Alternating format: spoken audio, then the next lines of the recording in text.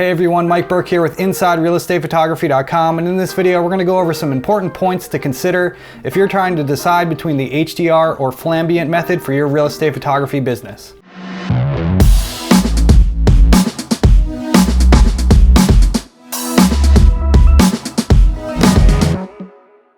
So I get asked a lot about when I decide to use Flambient versus HDR, so I thought I'd make this video to help clarify that, and also hopefully help some of you out there if you're trying to decide which method is right for you and your own business by raising some important points to consider if you're struggling to decide between the two. Before we continue with this video, just a quick word about our sponsor, Soundstripe. Soundstripe is an excellent resource for royalty-free music, sound effects, and stock footage. As real estate photographers, we need a great place to get music for our real estate walkthrough videos, drone videos, etc. And Soundstripe has been my go-to for years now. Soundstripe has an excellent library of songs to choose from, many of which seem tailor-made for real estate videos.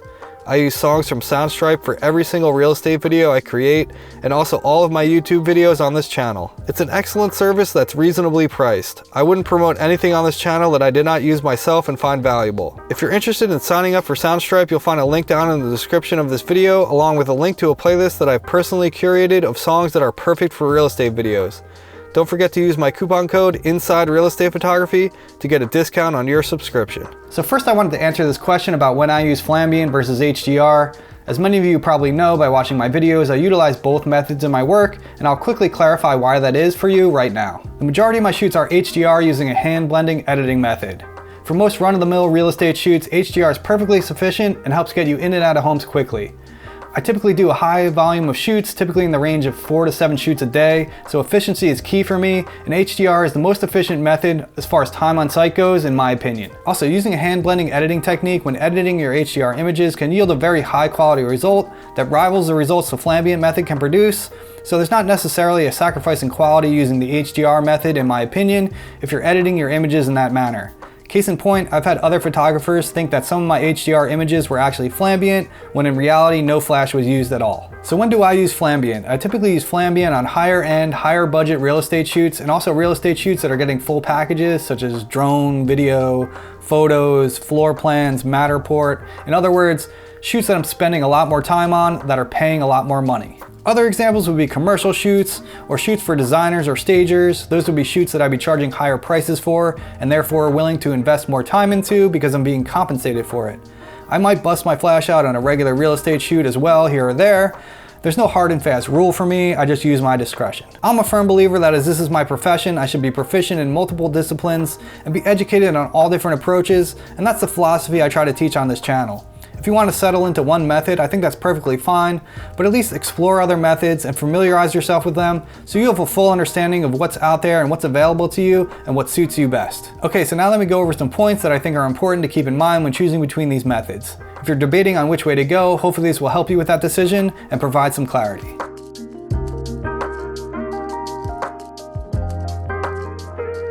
I mentioned efficiency earlier, but I think it's one of the important points to consider when deciding between these methods. I think part of this comes down to what kind of market you're in. Are you aiming to get into a luxury market where you charge high prices and shoot a low amount of properties? Does that kind of market though even exist where you live? If that is your goal, then Flambient would be my choice. Or are you in a market where photographers are charging like between $150 and $300 for a photo shoot, so you have to price yourself accordingly in order to compete, so therefore you have to do a high volume of shoots in order to make a good living? In that scenario, then efficiency becomes paramount, and I think HDR is the way to go. Judging by what I know about the industry at large, I think most of us will fall under the latter category. Also, I'm not saying Flambient can't be done efficiently, because I think it can be, especially when you get streamlined with it. But from a shooting standpoint, it's still more equipment to manage, cart around with you, prepare, and it's inevitably going to slow you down to some extent.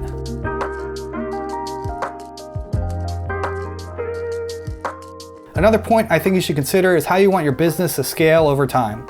Are you planning on growing to a point where you're hiring other photographers and running a team? The reason I bring this up is because you want consistent and replicable high quality results across the board for all the photographers that are shooting for you. Consistency is the hallmark of any successful business in my mind, so you want to choose a method that can provide you with that consistency, especially if you have multiple photographers working for you. In my opinion, the Flambient method by nature has more variables, has more room for error, and is more prone to inconsistencies in a team setting. Also, no doubt the Flambient method will require more training time for any photographer that you hire, and of course a higher financial investment in equipment over HDR. Shooting brackets for HDR is a more straightforward method with a lot less room for interpretation and error by the photographer.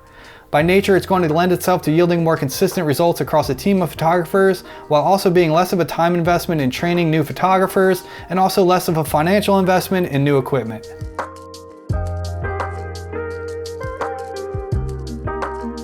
Another aspect you may want to consider when choosing between these methods is editing. On one hand, Flambient editing can be faster than hand blending HDR brackets, but again though, you may want to consider that bigger picture here. In the long run, as your business scales and you're doing more and more shoots, will you still be doing all that editing work, or will you outsource some or all of it?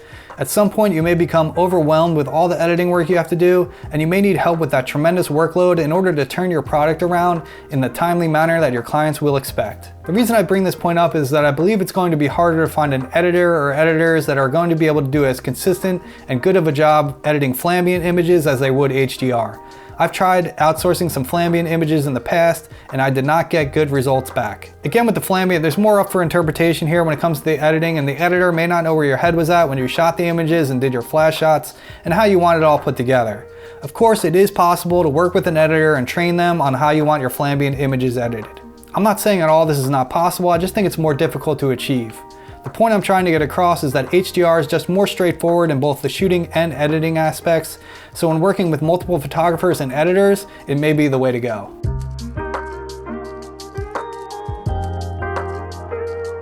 Are you just getting started in real estate photography and trying to decide between HDR or Flambient? Do you have any prior photography experience, or are you completely new to photography in general? The reason I ask these questions is because you should take your experience level into account when deciding on which method you want to go with. If you don't have much experience with photography, especially flash photography, then HDR may be the smarter choice for you when starting out.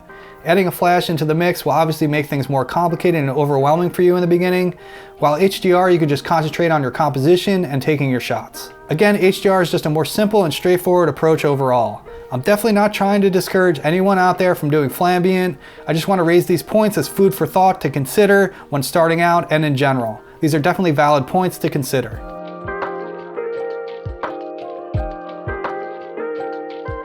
Okay, so I'm sure by now you get the points that I'm trying to make. It may sound like I'm trying to discourage Flambient in this video, but I just want to make it clear that I'm absolutely not trying to do that. I think Flambient is an excellent method that produces fabulous results.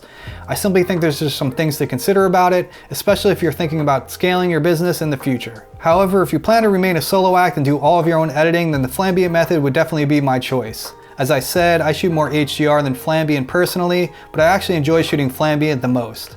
I just feel the nature of my business necessitates the use of HDR for the reasons that I've stated in this video. HDR by nature is more simple and straightforward, which makes it a good choice if you're just starting out in real estate photography. Also, the results are more easy to replicate in both shooting and editing, so if you're looking to scale your business in the future to multiple photographers and editors, then that might be the right choice for you. All large real estate photography companies out there that I know of use HDR probably for these exact reasons. I don't know any of them out there that use Flambient. Can you scale your business using Flambient?